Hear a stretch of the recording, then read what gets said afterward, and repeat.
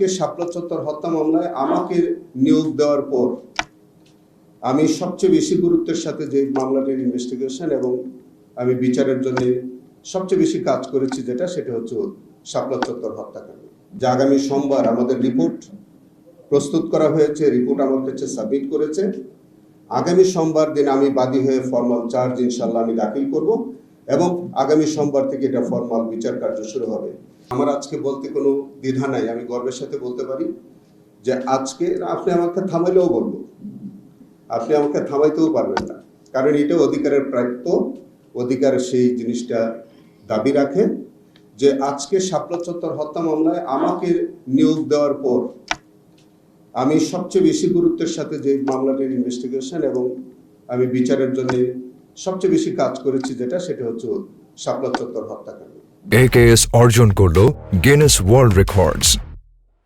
AKS এবং এই শাপলা চত্বর হত্যাকাণ্ডের যে তদন্তের বিষয়ে আমি সবচেয়ে বেশি নির্ভর করেছি অধিকারের সেই রিপোর্ট, যে রিপোর্টে প্রচার করা হয়েছে এইভাবে যে শাপলা চত্বরে হত্যাকাণ্ড হয়নি, রাষ্ট্রের সর্বোচ্চ জায়গা থেকে বলা হয়েছে রং মেখে সেখানে আহত নিহতের ঘটনা সাজানো হয়েছে, সমীকরণ নামে মিথ্যা অপপ্রচার করা হয়েছে, দুটি টেলিভিশন চ্যানেলের সম্প্রচার বন্ধ করা হয়েছে।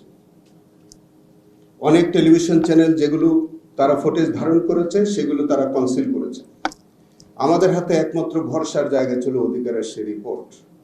আমরা ব্যাপক ইনভেস্টিগেশনের পরে আমরা দেখলাম যে অধিকার যে রিপোর্টটা দিয়েছিল 61 জন এবং 61 জনের এই রিপোর্টটাই সঠিক, এবং সেখানে আমরা 58 জনের নাম পরিচয় আমরা পেয়েছি। সেই বাকি 3 জন আমরা এখনো পাইনি, হয়তো সেইটা হয়তো আমাদের মামলা চলাকালীন অবস্থায় পেয়ে যেতে পারে।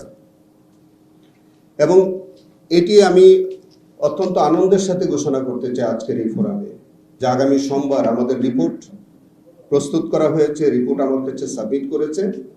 আগামী সোমবার দিন আমি বাদী হয়ে ফর্মাল চার্জ ইনশাল্লাহ আমি দাখিল করব এবং আগামী সোমবার থেকে এটা ফর্মাল বিচার কার্য শুরু হবে। সেই কারণে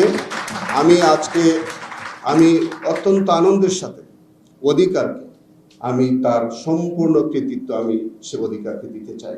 অধিকারের কাছে আমরা কৃতজ্ঞতা প্রকাশ করছি।